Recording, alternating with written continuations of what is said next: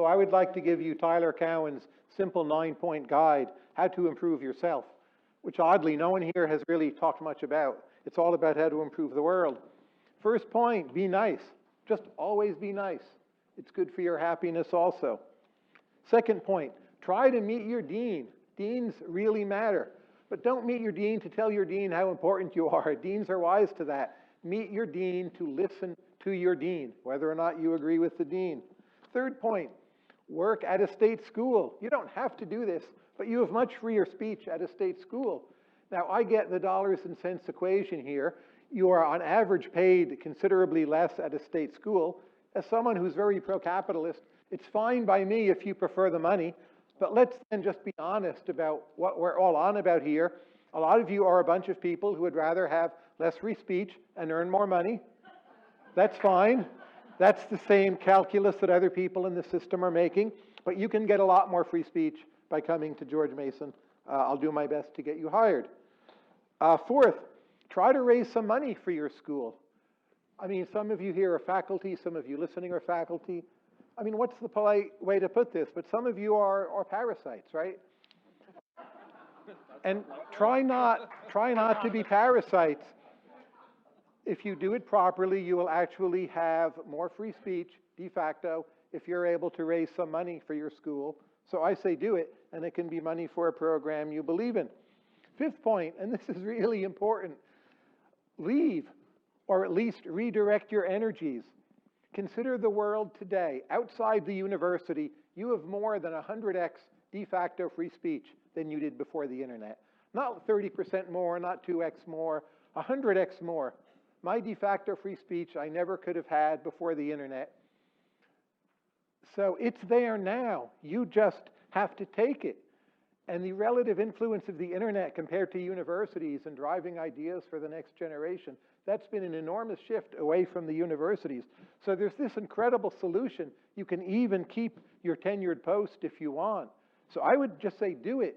I mean, in the universities, as I indicated before, we've lost the battle.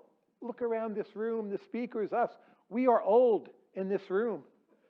And after the first session, the line at the bathrooms, the line for the men's bathroom was really long, and no line at the women's bathroom.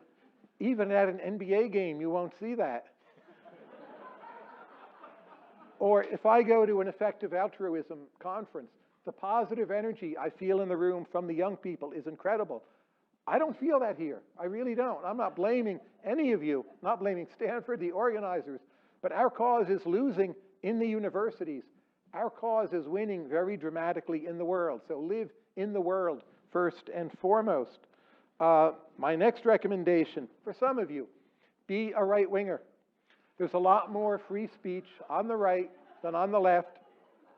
To be clear, this is not for entirely good reasons. So I think in some parts of the right, there are people there who believe what to me are unacceptable things. I do tolerate them. That's my basic temperament. I find it uncomfortable, but the net result is much more free speech on the right. Now, this is not true for everyone. If you're trying to get an assistant professor job in sociology, you're not going to have more academic freedom by being on the right. But if you are Larry Summers, or dare I say Steven Pinker, who is here, what's that old children's song, like Rover, Red Rover, let Johnny come over? Like, we embrace you. If you're a right-winger, they do not cancel Satan. A number of hard left people who try to cancel Larry, Steven, a bunch of others like you is enormous. If you were more like us sociologically, you would actually be a lot safer. So please, we'll do our best to make you feel entirely welcome and defend your free speech. Just realize not having total or even satisfactory free speech, it's nothing new. It's almost all of human history. It doesn't mean you should like it or accept it. Universities at their most potent, 19th century Germany, didn't have free speech. Again, work to improve it, but to keep your own sanity. Just count the blessings you have. They're really quite incredible, even if you're someone who is partly canceled. So be optimistic. It will make you effective, will attract more dynamic young people, be more like the effective altruists in that way. So like A, don't whine. B, don't whine about the whiners. And I know I'm whining about the whiners a bit here, but don't whine about the whiners, and so on. And now I have to stop at this point, or it will just collapse. into total self-contradiction. And the final point is just don't let the free speech crusade turn you into an opponent of free speech. And I see this many times. So I'm against all the canceling and the this and the that. Like, I know those stories.